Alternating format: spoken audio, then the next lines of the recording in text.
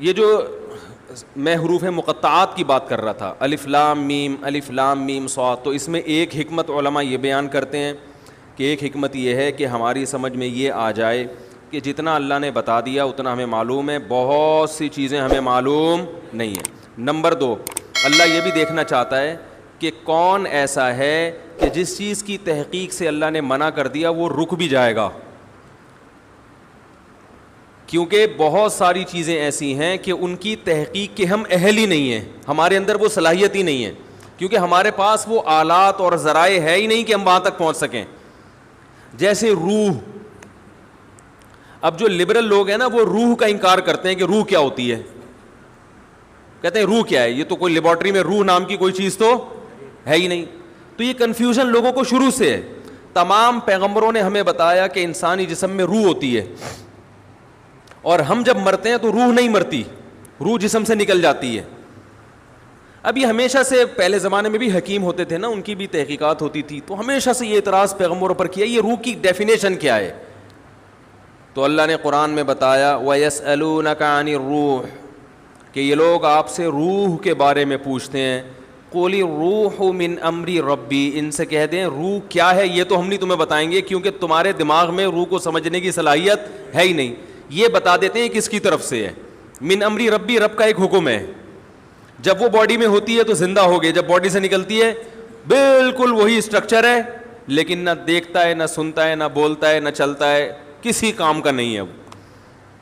اور آگے اللہ نے بتا دیا کہ جواب تمہاری سمجھ میں نہیں آیا، ہمیں پتہ ہے نہیں آیا، لیکن ہم اس کی اس اشکال کا جواب دے دیتے ہیں کہ ہم نے ایسا جواب دیا جو تمہاری سمجھ میں نہیں آیا۔ وجہ اس کی یہ نہیں ہے کہ ہمارا جواب غلط ہے، وجہ اس کی یہ ہے کہ تمہاری صلاحیتیں محدود ہیں۔ وما اوتیتم من العلم الا قلیلا، اللہ نے تمہیں علم نہیں دیا مگر بہت تھوڑا۔ یہ جو انسان کائنات کو مسخر کر کے بیٹھا ہوا ہے اور کہہ رہا ہے میرے پاس اتنی نالج، میں نے یہ کر لیا، میں نے یہ کر لیا، اللہ کہتے ہیں یہ بہت تھوڑا ہے، اصل تو دیا ہی نہیں ہے۔ آج جو ریسرچ ہے نا، وہ جو چیزیں اس کائنات کے جو راز ہیں ان کے مقابلے میں وہ ریسرچ سمندر کے قطرے کے برابر بھی نہیں ہے، سمندر جیسے سمندر کے مقابلے۔ اب آپ دیکھیں آج سے 150 سال پہلے جو سائنسدانوں کی ریسرچ تھی وہ سمجھتے بہت ریسرچ ہو گئی ہے، ایسا ہی ہے نا، وہ سمجھتے تھے بہت تحقیق ہو گئی ہے۔ اب اگر کوئی پرانے زمانے کا سائنسدان آئے بولے بھائی ہم تو بالکل ہی فارغ تھے، ہمیں تو کچھ پتہ ہی نہیں تھا، ایسا ہی ہے نا، تو ایسا ہی 200 سال کے بعد ہمیں بیوقوف سمجھیں گے، وہ بولیں گے یار یہ 4G استعمال کرتے تھے، اتنے بیوقوف لوگ۔ یہ ایسا ہی ہے جیسے ہم جہاز میں بیٹھتے ہیں تو گدھے پہ جو جا رہے ہیں ہم اس کو بیوقوف سمجھتے ہیں نا، ارے یہاں بیٹھے اور 2 گھنٹے میں سعودی عرب اتر گئے، اور ایک آدمی گدھے پہ بیٹھ کے آ رہا ہو تو ہم کہیں گے نا یار یہ کیسے لوگ ہیں، گدھے پہ تو کئی سال لگ جائیں گے اس کو، اور اس دوران گدھا مر چکا ہوگا، دوسرا گدھا لینا پڑے گا،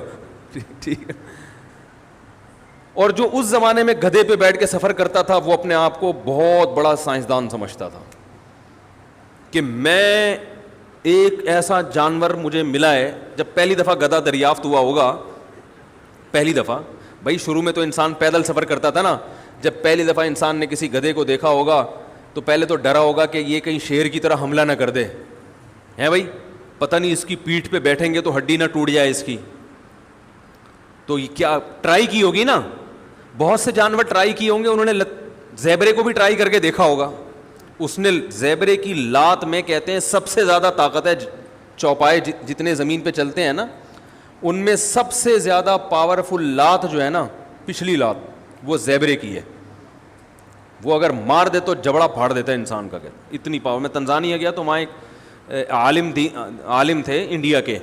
وہ عالم ہونے کے ساتھ ساتھ انہوں نے کچھ PhD وغیرہ کیا ہوا تھا جانوروں میں، یعنی علم دین بھی تھا اور دنیا کا بھی کافی علم تھا ان کے پاس، وہ جانوروں کے بارے میں کافی معلومات تھے۔ تو میں نے ان کو پکڑ لیا، میں نے کہا مجھے ذرا زیبرے کے بارے میں رپورٹ پیش کریں ذرا۔ تو انہوں نے زیبرے کے بارے میں عجیب عجیب باتیں بتائیں، اس میں ایک یہ بات بھی کہ اس کی جو پچھلی لات ہے نا، یعنی یہ اگر شکار بھی آپ نے کیا، گن سے اس کو مارا ہے، قریب گئے ذبح کرنے کے لیے تو لات سے دور رہیں آپ، یہ لات ایسی مارتا ہے کہ پھر زیبرا کھڑا ہوا ہوگا، آپ لیٹے ہوئے ہوگے، لوگ آپ کو حلال کرنے کا سوچ رہے ہوں گے، بھائی اب یہ بچنا تو ہے نہیں تو کھال کسی کام آ جائے۔ خیر، تو کیا بات کر رہا تھا یار میں، باتیں ادھر ادھر بہت ہیں. ہاں گدھا جب دریافت ہوا ہوگا فرسٹ ٹائم تو اس کے بارے میں بھی تو لوگوں نے, یہ بھی تو ایک ریسرچ تھی نا, تحقیق تھی کہ یار یہ سواری کے قابل ہے یا نہیں, اس سے ہم کیا کام لے سکتے ہیں. تو گدھے کے علاوہ بھی کچھ جانوروں کو ٹرائی کیا ہوگا, وہ تجربہ ناکام ہوا ہوگا, کچھ اس میں زخمی ہو گئے, تو گدھے کا تجربہ کیا ہو گیا, کامیاب. تو اس زمانے میں جو گدھے پہ سوار ہوتا تھا وہ اپنے آپ کو ترقی یافتہ سمجھتا تھا. میں نے ایک تحقیق, پہیا جب ایجاد ہوا ہوگا تو اس سائنسدان نے اپنے آپ کو سمجھا ہوگا بہت بڑی چیز ایجاد کر لی. تو بالکل اسی طرح آج سے 200 سال کے بعد ہم جو 4G استعمال کر رہے ہیں, کچھ دیکھ رہے ہوتے ہیں, بفرنگ شروع ہو جاتی ہے, تو وہ ہمیں گدھے اور گھوڑے کے دور کا انسان سمجھیں گے 200 سال بعد والے, اور ہم سمجھ رہے ہیں کہ ہم پتہ نہیں کہاں پہنچ چکے ہیں.